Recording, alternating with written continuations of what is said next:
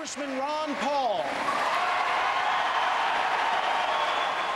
Congressman Paul, I want to show you the video that got the most votes of all the video questions submitted to YouTube, and this one comes, as you can see, from Brandy and Michael in Spencer, Indiana.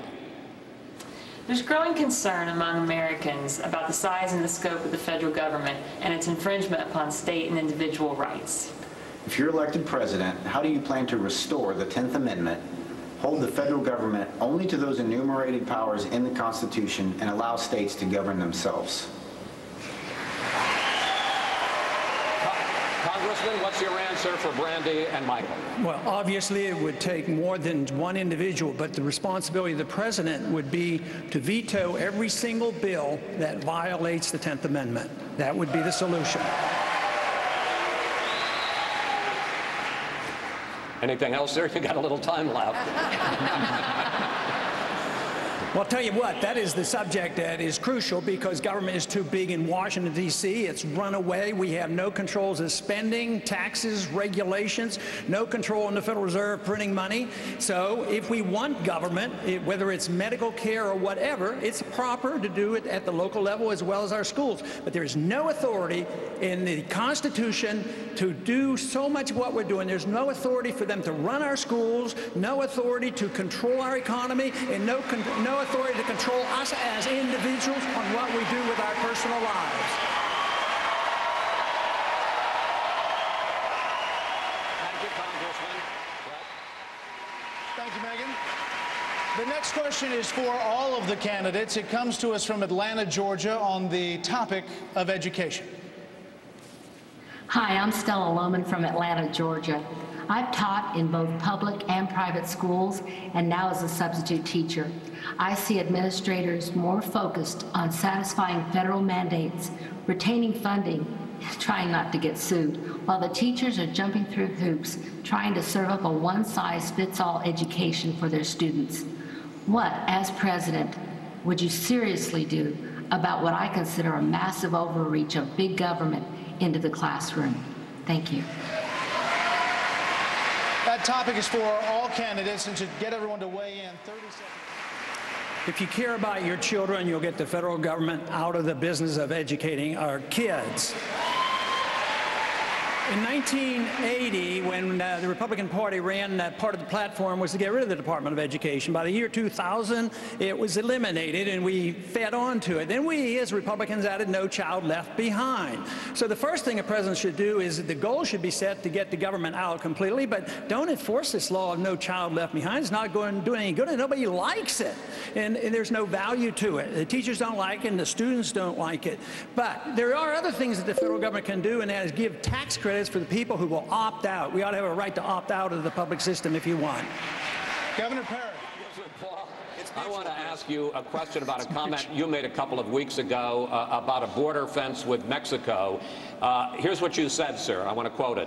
There's capital controls and there's people control. So every time you think of a fence keeping all those bad people out, think about those fences maybe being used against us, keeping us in. Question, Congressman, do you know a lot of Americans who want to take their money and flee the United States of America? There are some.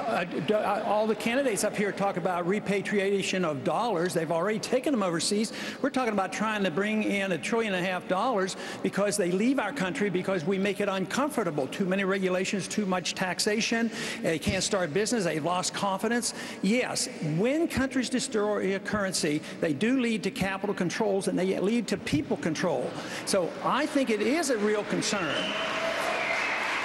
And also, once you have these data banks, the data banks means that everybody's going to be in the data bank. You say, oh no, the data bank's there for the illegals. But everybody's in the data bank. That's national ID card. If you care about your personal liberty, you'll be cautious when you feel comfortable. Blame all the illegal immigrants for everything. What you need to do is attack their benefits. No free education, no free subsidies, no citizenship, no birthright citizenship.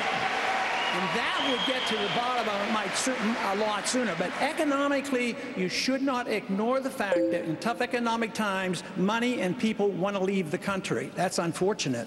Congressman Paul, thank you very much, sir. Chris, thank you. You have said that you believe that life begins at conception and that abortion ends an innocent life. If you believe that, how can you support a rape exception to abortion bans?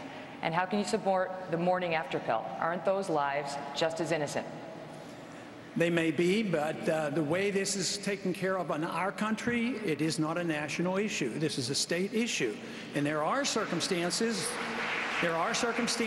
where doctors in the past have used certain day after pills for somebody with rape.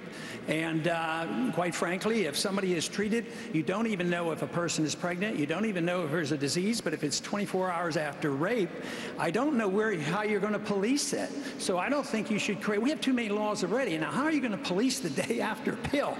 It doesn't make any sense to me in a practical matter. So I would say that nobody can outdo me on respect for life. I've spent a lifetime dealing with life, but I still think there is a time where the law doesn't solve the problems. Only the moral character of the people will eventually solve this problem, not the law.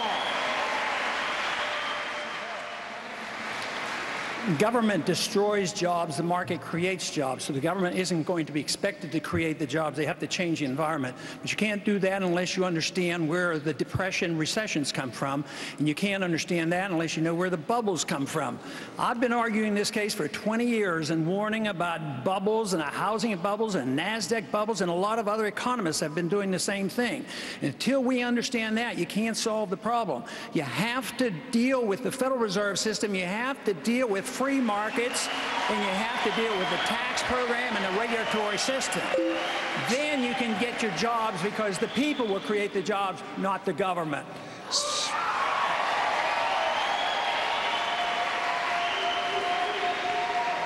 Waiting for the applause. Again, if you had to choose a running mate, one of the people on the stage with you, who would you choose and why? 30 seconds down the row. Governor Johnson. Sorry. Well, that would be the guy 3 down, Congressman Paul, and that